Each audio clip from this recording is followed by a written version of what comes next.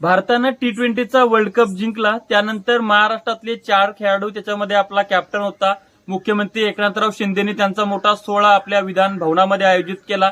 चांगली गोष्ट आहे, अभिमानाची गोष्ट आहे. परंतु हे करत असताना त्या 4 खेळाडू महाराष्ट्रीयन होते, त्यांना 4 कोटी दिले, हरकत नाही 4 कोटी दिले. परंतु आता त्यांना 11 प्लेअरला 11 कोटी रुपये देण्यात आल्याची बातमी मला कळाली. एकीकडे बीसीसीआयने त्यांना 120 ते 125 कोटी रुपये दिलेले आहेत.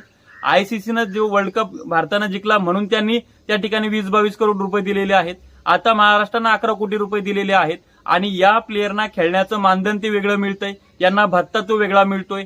हे सेलिब्रिटी आहे, त्यांची एक पोस्ट टाकण्याचे कोट्यवधी रुपये घेतात. मग इतके ते पैशाच्या पावसामध्ये भिजत असताना आपल्या सरकारला त्यांच्यावर मेहरबानी करायची काय गरज होती? एकीकडे शेतकऱ्याला कर्जमाफी देण्यासाठी तिजोरीवर भार आहे म्हणता, 7 लाख कोटीचं कर्ज आहे म्हणता, आणि मग अशा पद्धतीची उधळपट्टी का करता?